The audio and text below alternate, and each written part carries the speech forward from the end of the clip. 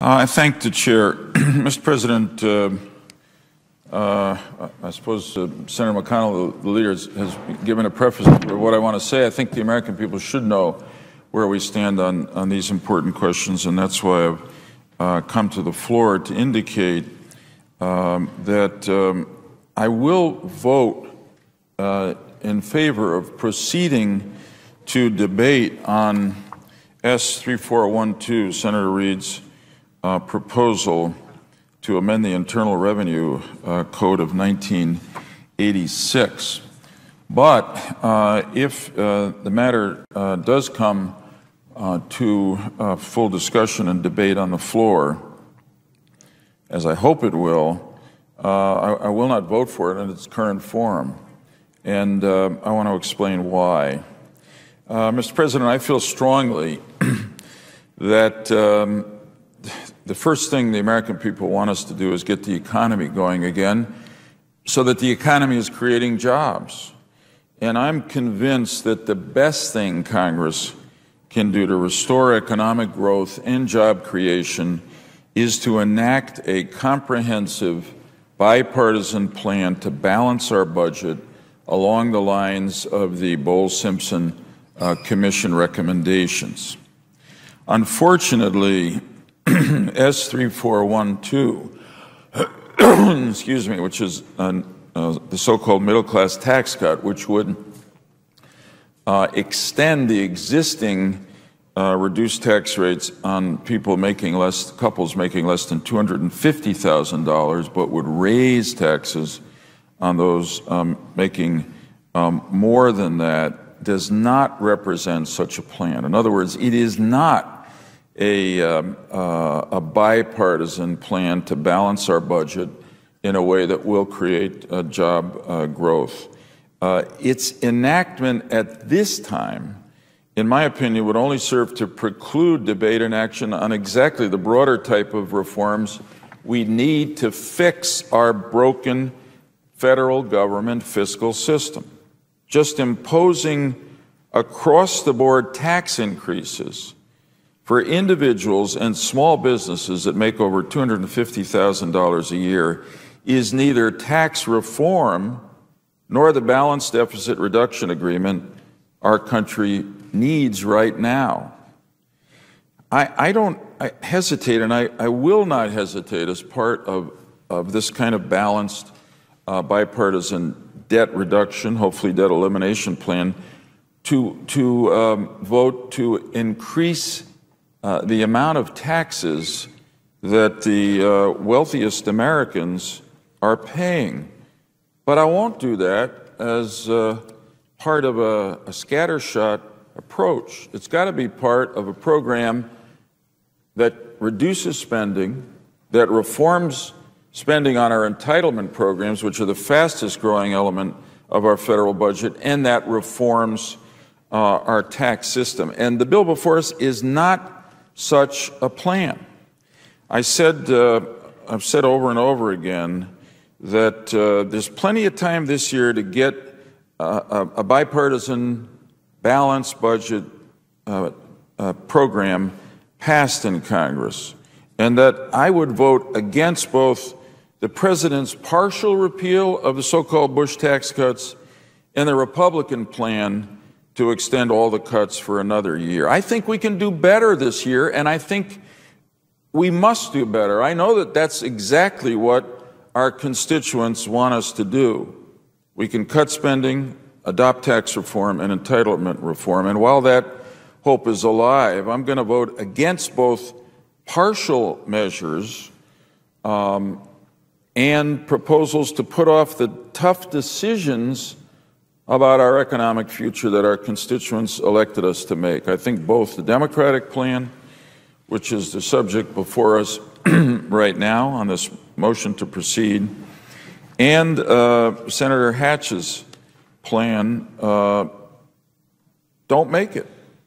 They're partial, and they basically kick the can down the road again without solving our economic problems and giving the private sector the confidence about our future to invest the trillions of dollars in cash they're sitting on now, which is the only thing that'll get our economy going and creating more jobs. And the private sector, businesses won't do that today because they don't know where this government of ours is going. They don't have a sense of certainty and confidence. So as I said, if for some reason the process that the Senate is facing today all changes and both the Democratic plan to raise taxes on people over $250,000 comes up for a vote, and Senator Hatch's Tax Hike Prevention Act, which extends all the tax cuts for another year, come up, I'll vote against both of them because I don't think they do what our country needs to be done. There's plenty of time, as I said, left this year to do what we have to do. Now, why am I going to vote to proceed to debate on either or both of these? If I'm opposed to each of them as they're drafted, it's because I think there's nothing more important we could do in this Congress than to begin to confront and debate the challenge of our time, which is to get our federal government back in balance, to make the tough decisions that will do that, and thereby to get our economy going and creating jobs again. Debate, yes. Let's not hide from debate. Let's confront it and deal with it as quickly as we can. But these two proposals, in my opinion, they don't do what our economy needs to be done. I just say a final word about the deep hole that we're in and about the idea of raising taxes on everybody making more than $250,000, but raising no taxes on people making less than $250,000. Mr. President, the truth is that we're in a deep hole in this country. We're heading toward what now has begun to be popularly called a fiscal cliff. The challenge to our government is whether we're going to have the courage, the honesty, the leadership qualities to come together across party lines and protect our economy and our country before we begin to go over the fiscal cliff. I know that requires us to make difficult decisions. Maybe it's easier for me to say because I'm not running for re-election this year, but honestly, I believe what the American people would most like us to do is do what we think is right. To do something that doesn't seem like conventional politics, to have the guts to enact tax reform, entitlement reform, and cut spending.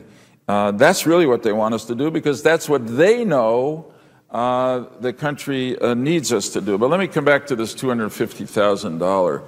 I know it's politically appealing, but the truth is to really balance our budget again, we're going to have to ask most every American to give a little something so that our country overall can grow and everybody will benefit.